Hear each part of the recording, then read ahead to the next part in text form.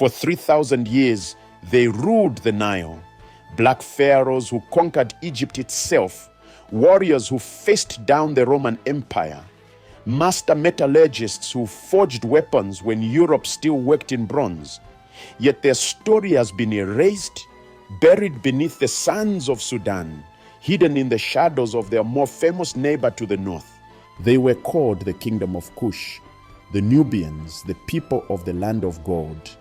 At their height, they controlled more pyramids than Egypt. They mummified their dead with greater precision. They built cities that rivaled Memphis and Thebes. And for a glorious century, they sat upon the throne of all Egypt as the 25th dynasty, Africa's Black Pharaohs. But who were they really? How did a kingdom south of Egypt become powerful enough to conquer the greatest civilization of the ancient world? And why has history forgotten Africa's most resilient empire? This is the untold story of Kush and Nubia. Today we journey to the heart of the ancient world, the Nile Valley. But we're not going to Egypt. We are traveling south, beyond the cataracts, beyond the borders of the pharaohs, into the land the ancients called Kush. For over 3,000 years, from approximately 2,500 BCE to 350 CE, the kingdom of Kush flourished in what is now Sudan. This civilization rose and fell in three distinct phases: the Khmer period, the Napatan period, and the Meroitic period. Each era brought new power, new culture, and new achievements that rivaled anything Egypt ever produced. This documentary will take you through the complete history of Kush, from its mysterious origins through its conquest of Egypt to its final transformation into one of Africa's most sophisticated Iron Age kingdoms. We'll meet the Black Pharaohs who ruled Egypt. We'll discover the warrior queens called Kandakes who defended their realm against Rome itself. We'll explore the hidden pyramids that outnumber those at Giza. But most importantly, we'll uncover the truth that has been buried for centuries: that African civilization didn't begin and end with Egypt. That south of the cataracts, another great power rose, one that would outlast the pharaohs, survive the Greeks, and stand defiant against the Romans. Welcome to the kingdom of Kush. Welcome to Africa's hidden empire. To understand Kush, we must first understand Nubia, the land itself. Nubia is a region that stretches along the Nile River from the first cataract at Aswan in southern Egypt, down through what is now northern Sudan.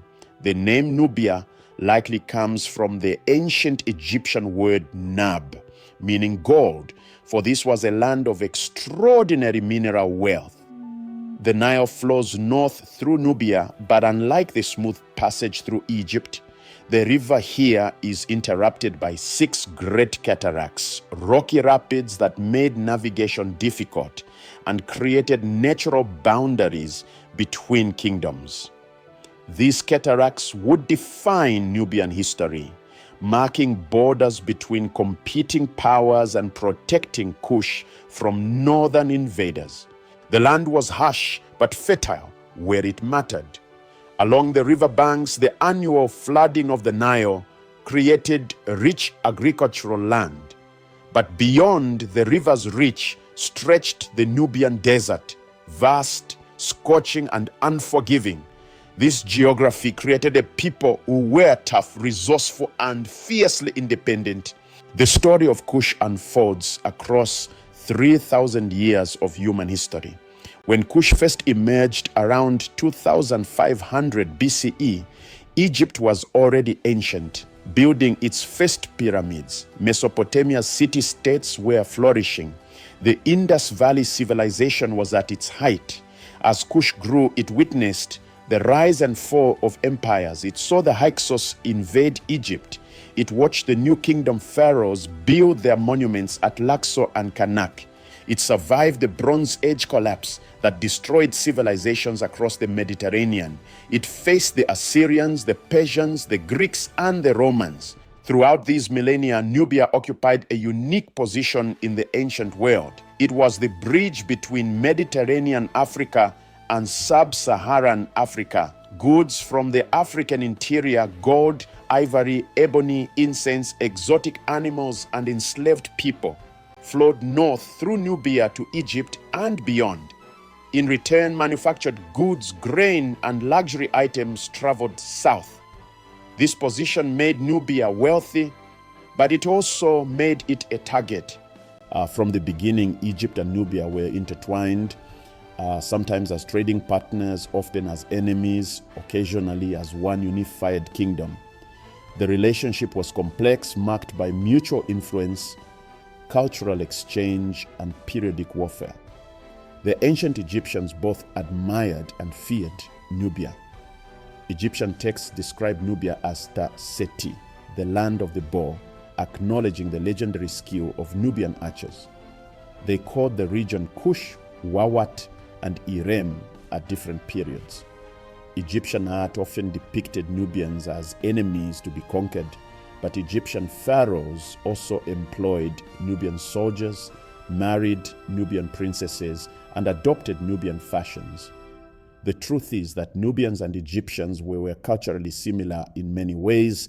Both practiced mummification, both built pyramids, both worshipped similar gods, though with different emphasis. The Nubian language was distinct, but many Nubians spoke Egyptian, and trade between the regions was constant. But Egypt always saw itself as superior. During periods of strength, Egyptian pharaohs launched military campaigns into Nubia, building fortresses and extracting tribute. During Egypt's weak periods, Nubia reasserted its independence and sometimes raided north into Egypt itself. This dynamic, the push and pull between two Nile Valley powers, would define 3,000 years of history. The kingdom of Kush evolved through three distinct periods, each centered on a different capital city and each with its own character. The Kema period, from approximately 2500 to 1500 BCE, saw the rise of the first great Nubian kingdom, centered on the city of Kema, south of the Third Cataract. This civilization developed independently of Egypt, creating its own distinctive culture, architecture, and burial practices. The Napatan period, from approximately 1000 to 300 BCE, marked Kush's golden age. After a long Egyptian occupation, Kush re-emerged as a powerful kingdom centered on the city of Napata, near the sacred mountain of Jebel Bakar. During this era, Kushite kings conquered Egypt itself and ruled as the 25th dynasty. The Meroitic period, from approximately 300 BCE to 350 CE, saw the kingdom center shift south to Meroe. Here, Kush developed its own unique script, became an iron-working powerhouse, and evolved into a distinctly African civilization, less influenced by Egypt and more connected to the African interior. Each period would bring triumphs and disasters. Each would contribute to the legacy of one of Africa's greatest kingdoms. Who were the Nubians? What did they look like? What language did they speak?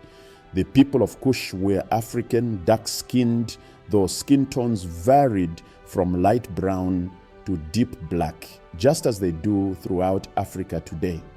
Ancient Egyptian art consistently depicts Nubians as darker than Egyptians themselves, and classical Greek and Roman sources describe them as Ethiopians, meaning people with burned faces. But physical appearance tells only part of the story. The Nubians spoke their own language distinct from Egyptian.